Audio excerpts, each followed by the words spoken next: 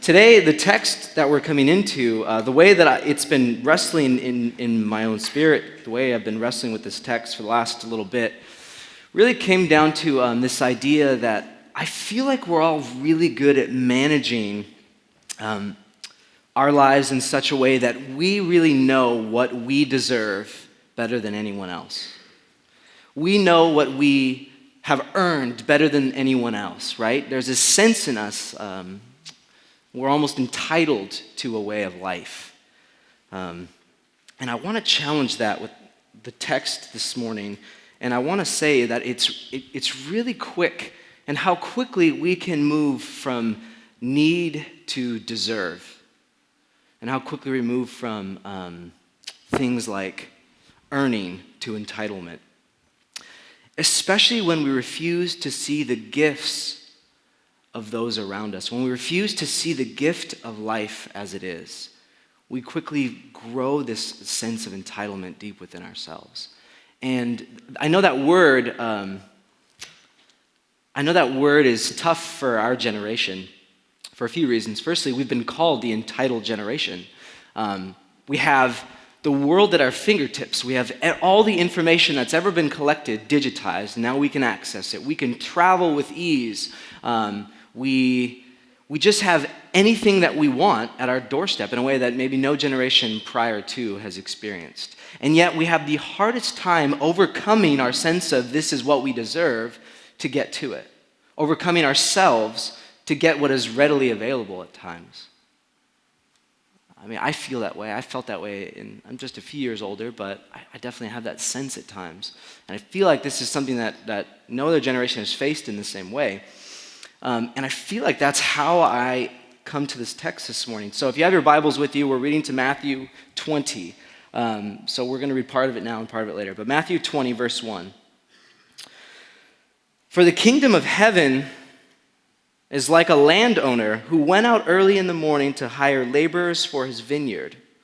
When he'd agreed with the laborers for a denarius for the day, for a day's wage for the day, he sent them into his vineyard and went about the third hour and saw others standing idle in the marketplace. And to those he said, "You also go to the vineyard, and whatever is right I will give you." And so they went. Again, he went about the 6th hour and the 9th hour. It's like midday. And he did the same thing. And at the 11th hour, at lunchtime, he went out and found others standing around, and he said to them, at 11th hour, at the end of the day, he went out and found others standing around and said to them, "Why have you been standing around idle all day long?"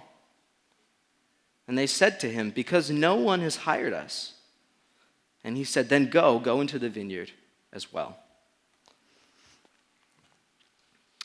I gotta be honest, I've heard this text preached probably more than most parables, and I've heard it done in so many ways, and I feel like I really wrestled with it, but I have to be honest that this text has only really become alive for me in the last few months.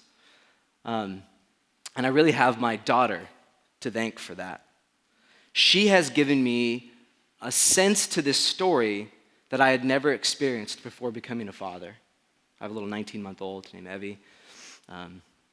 And I really can't imagine my life without her. And God's grace becomes so present through her that this story has taken on a whole new imaginative meaning. And I want to invite you into that telling of the story this morning because I think it is important. But before then, let's just pray. I feel like this is for some of you here in this room. So Lord, thank you for the text that you've given us this morning. Thank you that your Spirit is at work in the pages and in our minds and our imaginations. You're breathing life into this moment. We thank you. We pray that it would land well on our hearts this morning.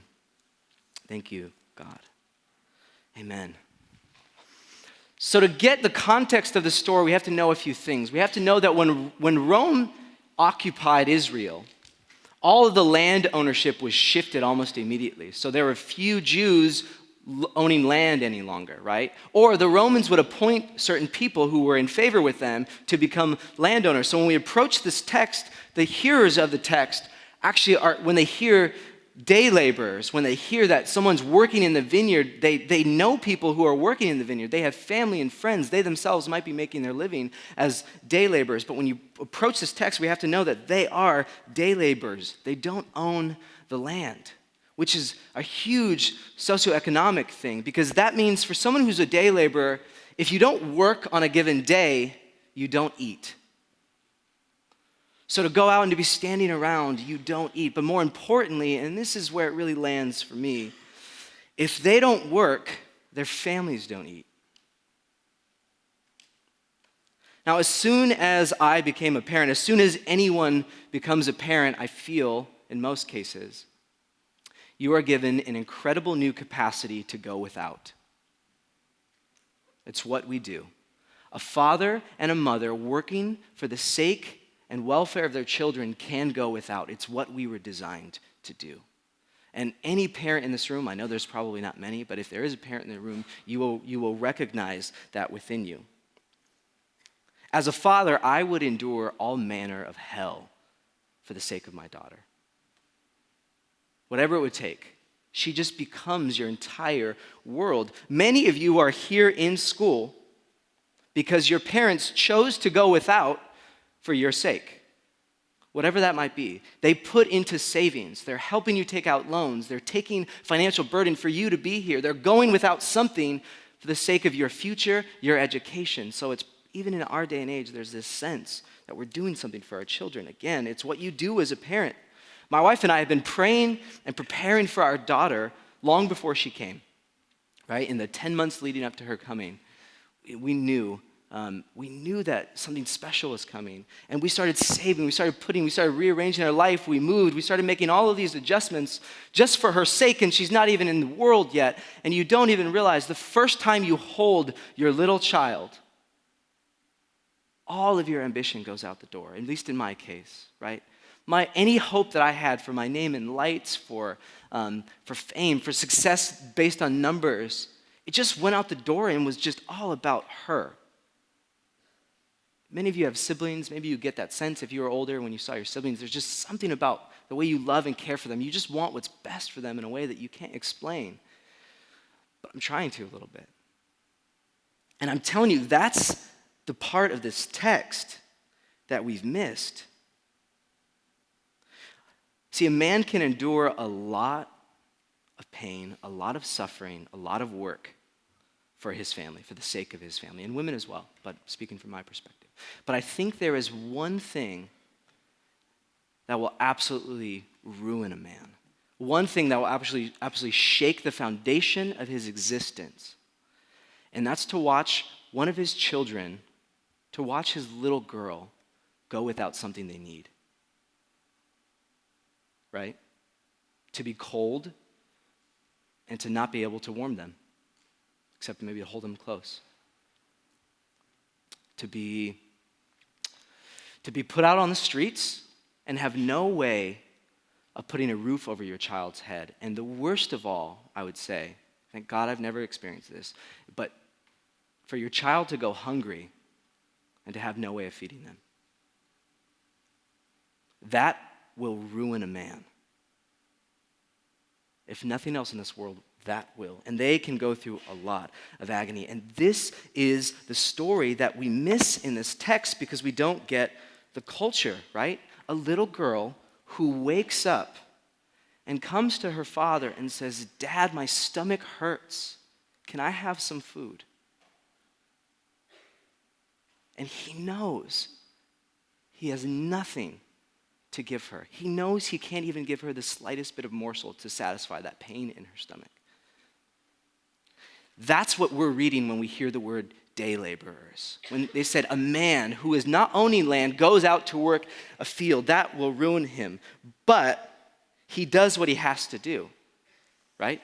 This man does what he has to do because that's what you do as a parent. So you go into the field hoping to make just enough for the day to feed your daughter because nothing else matters at that point in time. No stress or strain in the world matters as much as your child coming to you and saying, "I'm hungry," having nothing to give them. All you want to do is satisfy that one desire, that one craving. It is absolute pain. And he's eager, he's willing, so he goes into the field. He's not young anymore. The story kind of gives us an idea of who he is. He's not young anymore. This is probably not even his primary trade, but somehow he's been forced into it. So he goes out to work the field. But there's younger men, there's more vigorous men who can work all day, and they get hired first. But he waits. He waits waiting, knowing he needs to get something for his daughter. And the vineyard owner comes again. He's waiting there. And yet there's still enough men, there's still enough workers who are more vigorous, who are probably more skilled, who can do it better, and they get called. And it's late in the day. And every other sensible person has left the marketplace, because who in their right mind would hire someone for an hour of work, right? It wouldn't be worth it. So everyone has left. Most men would go home, but he stays right there. He stays right there because he has this image of his daughter, his hungry daughter saying, "Dad, I'm hungry." But he waits, waiting, hoping, pleading with God that something would happen, that he would have enough. And finally, the vineyard owner comes. And he recognizes the man. He recognizes him waiting there, because the way that he says it in the text, he says, "Why have you been waiting there all day?" I've thought about that question personally. My response would have been, "You don't know, I have this daughter at home and she's hungry and I want to feed her and I can't." But in this culture, you don't become a sob story. You don't become a charity case. Once you become that, it's so hard to get out of that. That is a socioeconomic space that you do not want to enter. So he couches it in something else. He says, "Well, no one's going to hire us. Look at me, I'm old. Look at me, this isn't my trade. No one's going to hire us." But can you imagine, just put on your imagination hat with me. Can you imagine the joy of this man? His last straw is here, his last hope, when the vineyard owner tells him, "Then go into the vineyard and work." Can you imagine the smile on a man's face as he runs to the fields and just begins to start working as fast as he can, proving that he's good enough to be here, hoping that he's going to get paid just enough. But he's not thinking about what his hands are doing at this point. He is just doing the work of the field. Actually, what he's thinking, he's trying to do the math. This is what we all would do. He's doing the math, right? How much am I going to make? How much is this hour going to be worth? It's certainly not going to be a day's wage. There's no way I'm going to get paid a denarius. There's no way it's going to be it's not going to be enough for my entire family to eat. It for sure will not be enough. It certainly will not be enough for me to eat today. But it might just be enough, just enough for me to get some bread for my daughter. Then he starts doing the math, which line is going to be faster. And he's counting down the seconds of this last hour, knowing that he wants to be the first person in line to get whatever he's going to be paid, so he could be the first person to the store to get some bread for his daughter, knowing that they're going to close right around the time it ends. So he's doing all of this in his head. He's doing all the math. And sure enough, the day ends. And who's the first person in line but the one who worked the least? He gets there right at the time. And I can tell you, he doesn't even know what he's paid before he's halfway home trying to get bread for his daughter, when he finally looks in his hand and realizes, wait a second, no, that can't be right. That has to be a mistake. No one is that crazy generous. No one would pay me a day's wage for what I just did. And he stops. And this image of his daughter, which has been revolving around his head, just turns to a smile. And he just says, "Thank you." Because he realizes in that moment that Yahweh, that God, does not give us what we deserve. He gives us what we need. And he races home to feed his family, having just enough for today to do what he had to do to feed her. And many of you know that the story goes on.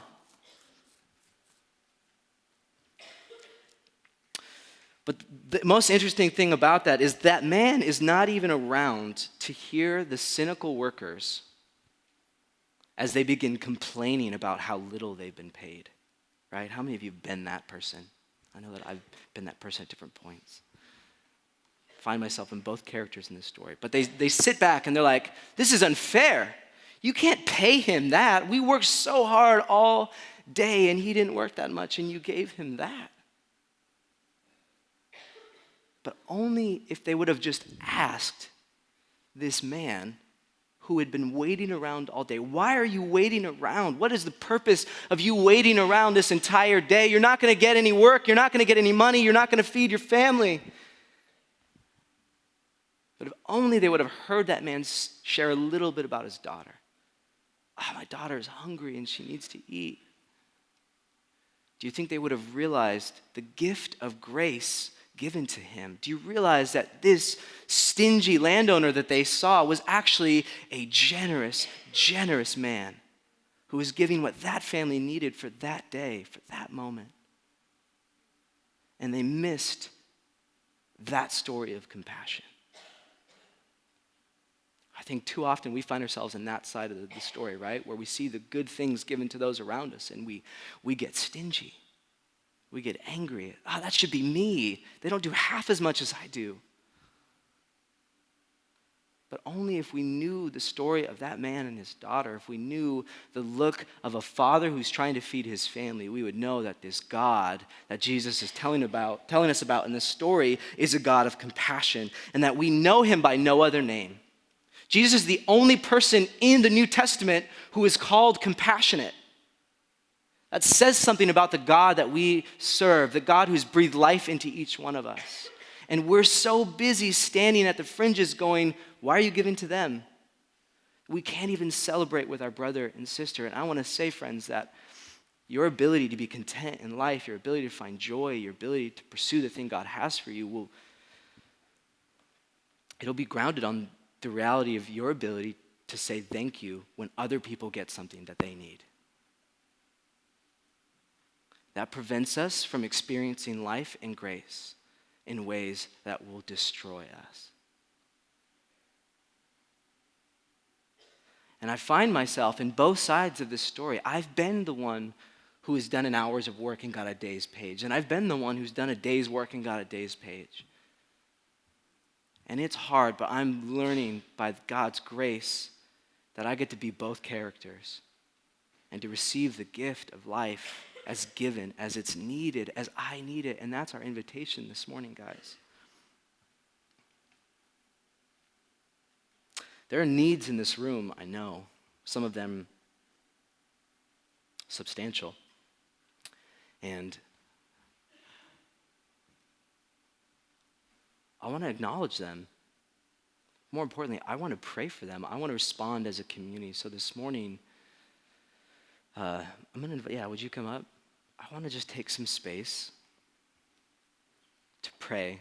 Pray before this merciful God who gives us not what we deserve, but what we need, who is a God of compassion, who is merciful and gracious.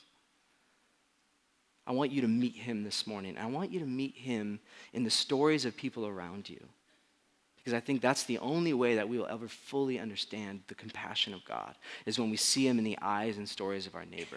So, we're going to take some space. We did this last week, to pray over one another, to invite God to speak blessing out of our mouths and land on the ears of our brothers and sisters in this room.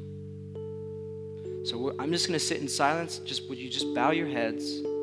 Would you just sit and begin to ask in this moment,